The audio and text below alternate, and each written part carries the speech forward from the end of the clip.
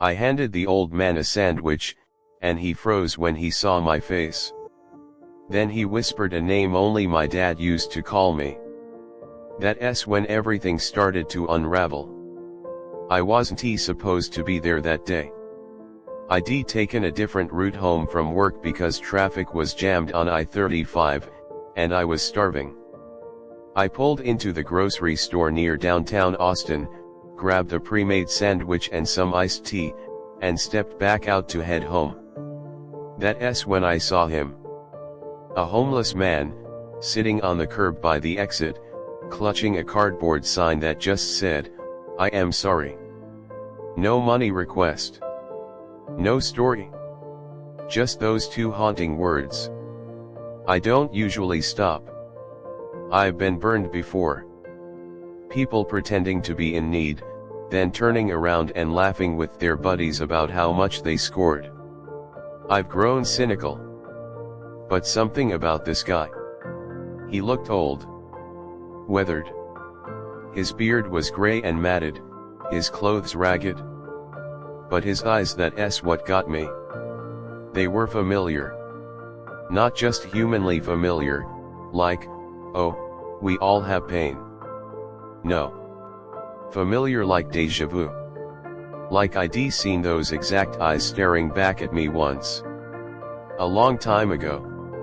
Without thinking, I walked over and handed him my sandwich. "It's fresh," I said. "Roast beef. Good stuff." He took it with trembling hands. But he didn't say thank you. Didn't even look at the sandwich. He looked at me. Really looked. And then his lips moved. He said my name. Not Matt. Not Matthew. He said, "Matty." Nobody calls me that anymore. Only one person ever did. My dad. The man who disappeared when I was 7 years old. I didn't want to believe it. I couldn't. My father had vanished one night without a trace. One minute he was helping me with homework, the next day Mom was crying on the kitchen floor. I was told he left. Abandoned us. No calls, no letters, nothing. For 20 years, he was a ghost. Now he was a man on the street holding a sandwich. After he said my name, I stared at him.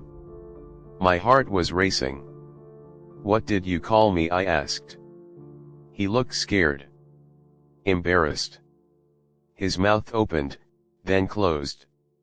He tried to hand the sandwich back. "I'm sorry," he whispered. I knelt down. "Do you know me? Who are you?"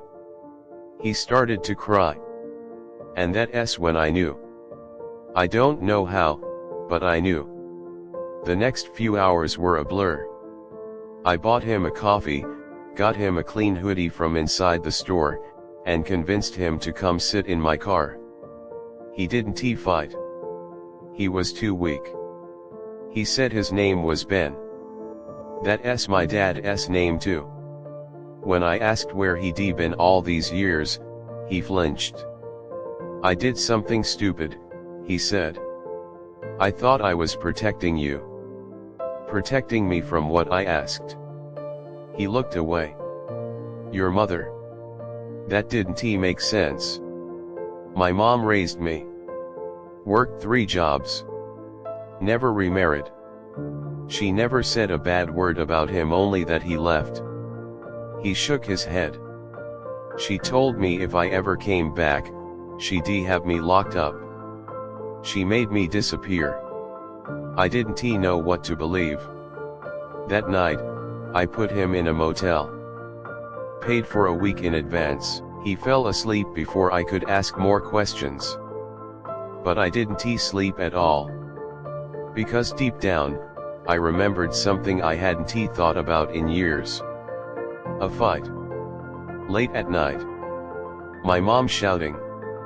A loud crash. Then silence.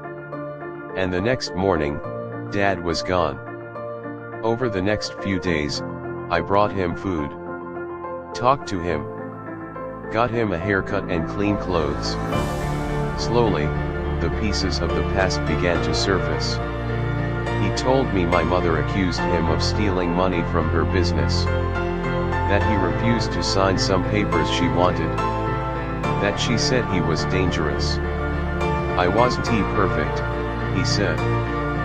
But I never would be he left you unless I had to. He showed me an old photo me on his shoulders at a carnival. I still have the same gap between my front teeth. I wanted to believe him. I did. But then I made a mistake. I told my mom. She froze. Then went quiet. Deadly quiet. Where is he? She asked. I just thought you should know he's alive, I said. He wants to talk. Her voice dropped. You stay away from him, Matthew. That man is not who you think he is. I asked her what happened that night. She wouldn't answer. So I dug deeper. I pulled records, asked old neighbors, even went to the courthouse. That's when I found the restraining order. Filed in her name. A week before he disappeared. But something was off.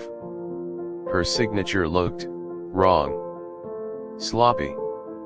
Almost forged. I found a notary who remembered my mom. She admitted she never saw my dad sign the papers.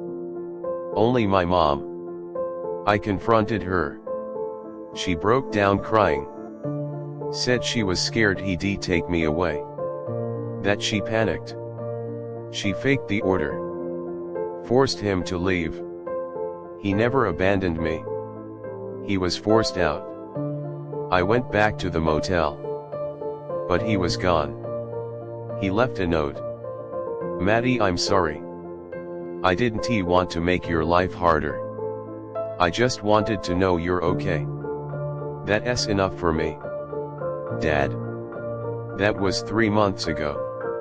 I've been looking ever since.